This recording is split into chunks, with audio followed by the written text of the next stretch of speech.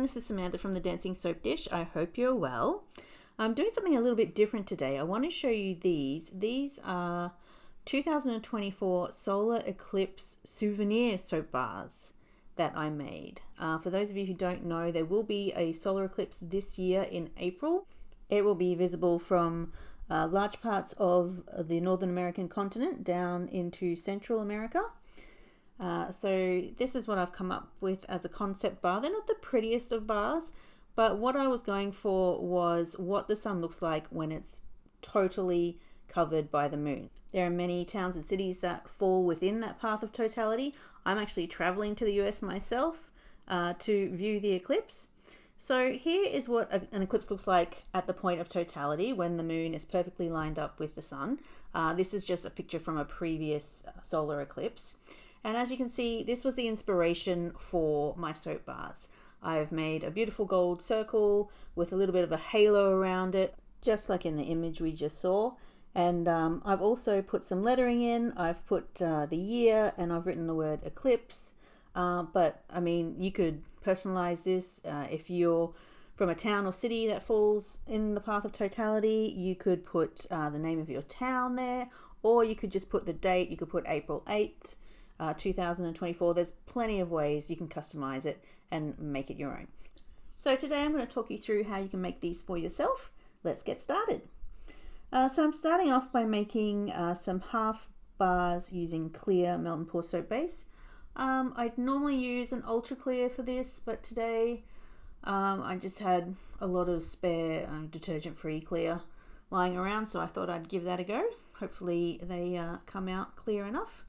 A tip for getting really clear soap is to do what I'm doing here, and the little shadows appear because there's just the little bubbles appear on the top. There's a little bit of schmutz that always floats to the top. If you wait for that to turn into a skin and then scrape it off, you'll find that you get a much clearer bar, which you can see is what I'm doing here. And you can see those shadows disappear when I remove that skin. So here they are. These bars are set now. They're a little bit wonky because I moved my mold while the soap was still setting. So that's why I've got those ripples in it.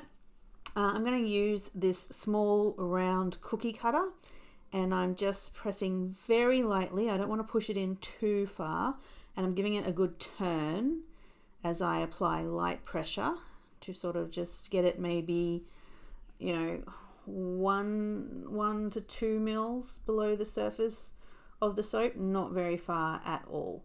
And I'm just sort of positioning it, I'm just eyeballing it to the top center of my rectangular soap bar. That one I pushed in quite deep. You can tell that one's a little bit deeper. I'm surprised by how soft this soap is. I mean, this soap is fully set, but it's definitely much softer than the ultra clear that I use. So yes, quite soft this soap, which is good because it's easy to push in the cookie cutter. I'm just going to maybe push this one in a little bit deeper to match the other two circles that I did.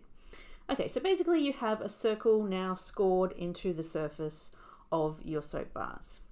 I'm going to take some beautiful gold mica, the shiniest you can find. I'm just going to mix myself up some mica paint by mixing a little bit of the mica with some isopropyl alcohol. I'm not really measuring it. Basically, I just want the paint to be quite runny consistency. I mean, that consistency there is probably still a bit too thick, so I'm going to add a little bit more alcohol. And like I said, I want it to be quite runny because when I load up my brush and touch my brush to the circle that I've scored into the surface of the soap, I just want my gold mica paint to run into the groove that I created in the surface of the soap. So I want to fill up this circular groove with gold mica paint, which is what I'm doing now. Just loading up my brush and making sure that all that mica has sort of moved evenly into that circular groove.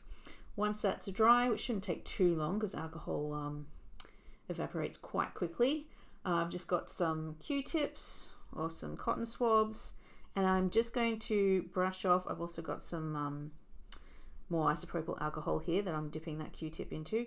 I'm going to use this to sort of brush away the excess gold mica that's sitting on the surface of the soap. I really just want the mica to be in that circular groove.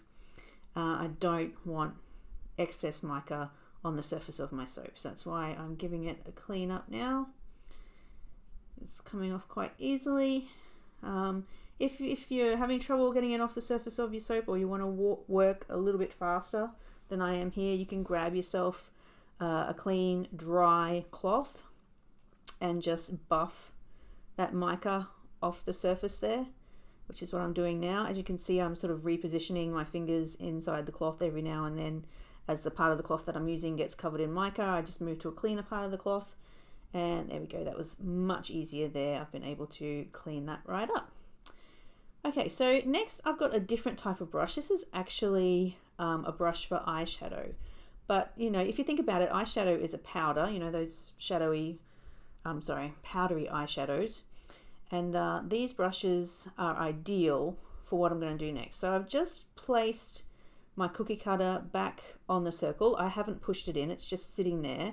And it's basically working as a guide to stop any mica powder going in the center of the circle. So what I'm doing now is I'm using the mica powder dry. I haven't mixed this with any alcohol to make a paint. I'm dry brushing this on using this nice wide eyeshadow brush that I have.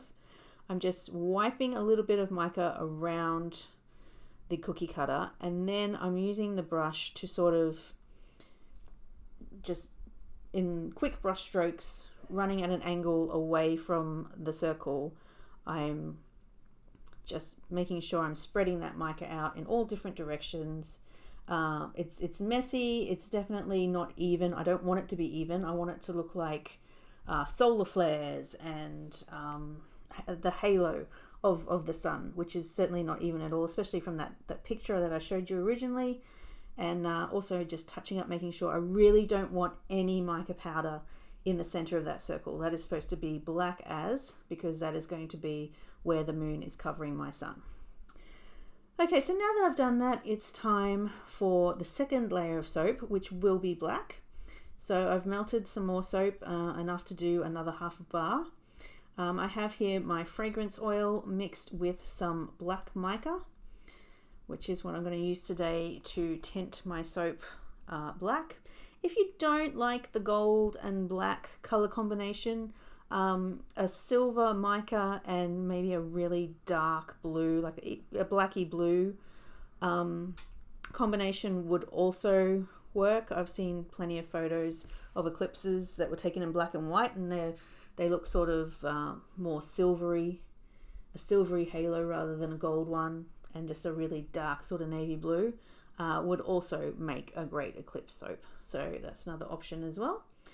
Just put this my soap mold on a tray on a set of scales so that I can weigh out even sized bars. I'm making 80 gram bars today. So first of all, I poured in 40 grams of the clear, and now I'm topping that up with 40 grams of the black. As you can see, I'm making an effort to pour that soap as far away from the mica as possible. I don't want to disturb that mica with the hot, wet soap. So I'm pouring it down the other end and letting it flow over. This is now set, so I'm going to take these out and have a good look, see what I've got. There we go. This is exactly what I was hoping for. I mean, this was the effect I was going for in terms of it looking like the eclipse picture. Some of the sort of the wobbles or the lines that I had because I moved the soap, it actually sort of looks a little bit like clouds. I kind of like that effect. It kind of worked out in my favor. So that's a happy accident there. See if you have a look at that one. It's sort of got those horizontal striations, which can look a little bit like there's clouds around the eclipse as well. So there we go. There's my sun covered by the moon and its beautiful halo, my eclipse soap.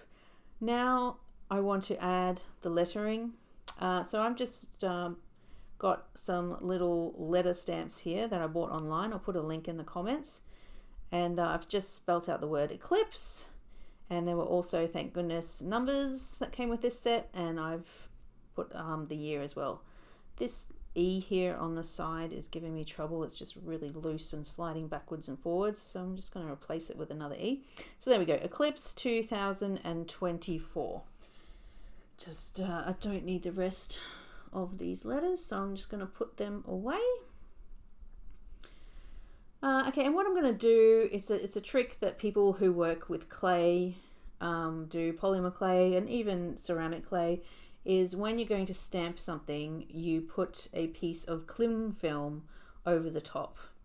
And it just gives you a neater impression of your stamp. Especially in this case, I'm using, the stamp has quite small letters and there's little sort of holes around those letters. You know, bits of soap can get stuck to the stamp and then it's not stamped properly the next time, or you're going to have to clean it out, give it a wash or something. So it's just an easier way, it's a neater way to just put some cling film over your soap, which you've just seen me do now. I'm just going to move this 2024 out of the way.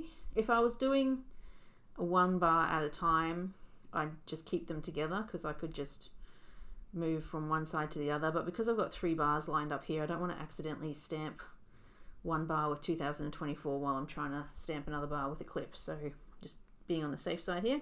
You can see also that this Eclipse, the word Eclipse is written in reverse so that when I stamp it, it comes out the right way on top of my soap.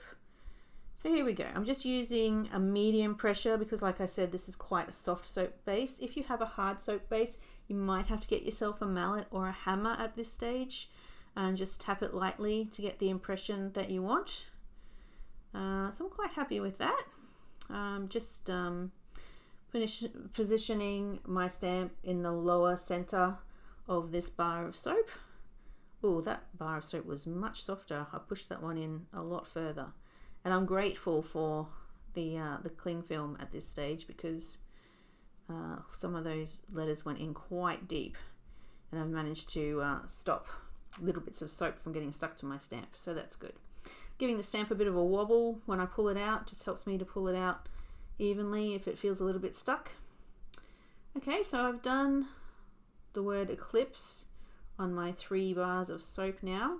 Just going to remove these little letters here and put my 2024 back in. Just make sure that the numbers are facing the reverse way, the mirror image basically, which can be a little bit tricky when you're looking at it to see which way it's supposed to go when it's in a mirror image. But here we go, 2024. It's a pretty easy little stamping set to use. The letters aren't perfect, but I think that sort of just adds to the character of these beautiful soaps. Okay, so now I'm just stamping on the year 2024. Do my last one here. This soap is so soft, I've actually sort of pushed out the bottom.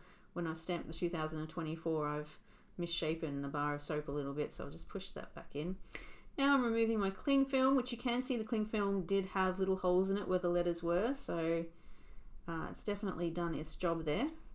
Now I've mixed myself up some more gold mica paint, just using the same mica and the same isopropyl alcohol as I did before, and using the exact same process. I'm just touching my brush very lightly to the letters that I have stamped into my soap, and I am filling up the words with this gold mica to make the stamping that I did come out beautifully, much easier to be seen.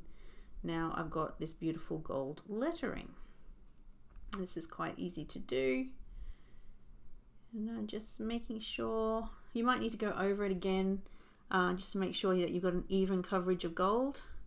But there we go, this is my first one there, Eclipse 2024. It's so beautiful and shiny.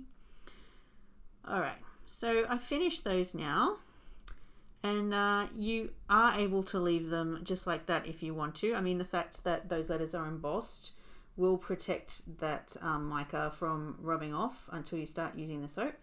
But of course I want to give it an extra level of protection. just because I don't want those words to wash off straight away. If someone starts using the soap, I want them to be sort of within the soap a little bit. So I'm going to pour another layer of clear over the top of my lettering now, just to seal it in place so that it won't wash away too quickly when someone uses the soap. So what I'm doing is I'm popping my soap bars back into the mold, which is pretty easy to do, making sure I don't smudge the gold lettering as I do. I'm going to add another layer of clear to preserve that gold lettering within the center of the bar, just like my solar eclipse image is inside the bar as well. Especially since these are going to be for souvenirs, people might want to keep them for a while. So it's just adding another level of protection, basically. So there you go. I've cleaned those up. I've made sure I'm happy with the lettering. I've put them back inside the mold. So I'm going to melt myself some more clear soap base, the same as I've been using all along. Here we go. And I'm just going to pour just that one layer over the top there. And I have made the ultimate rookie mistake here. I can't believe it, actually. I didn't wait for the gold mica paint in the letters to dry. It needs to be dry before you pour soap over the top of it, or else it lifts the mica off. The mica that's still wet with the alcohol just starts, dissolving into the soap base, and it ruins your beautiful effect. So that's what I've had happen to me here. I'm absolutely kicking myself. When the hot soap hit that wet mica paint, it just spread it absolutely everywhere, as it would do, as it always does. I always stress in my videos that you have to wait for your mica paint to dry. And here I have broken my own rule. I was in a rush trying to get this video finished, and that's what I have done. So don't do that, and your lettering should be fine. Mine's a little bit messy, a little bit mucked up, as you'll see at the end. That's simply because I didn't wait for that to dry. All right. These soaps are fully set now, so I am demolding them one last time. We can take a look at them and see how they came out. So you see here on my phone, I'm showing you the original picture that was the inspiration for these soaps. And here are the soaps as they came out. As you can see, there's a little bit of fuzziness around the lettering, and some of that mica has been lifted. You can see some spots and some wispiness around there. That needn't happen if you wait for it to dry like I was supposed to do. But all in all, I think these came out quite well, and I think they make a really beautiful souvenir for anyone who is going to witness the eclipse. I know there's lots of towns in the path of totality who are holding events and markets and making a real day of it. So these would be a great idea for that too. I really hope you enjoyed this tutorial. Please like and subscribe if you love what I do, and I'll see you guys next time. Enjoy!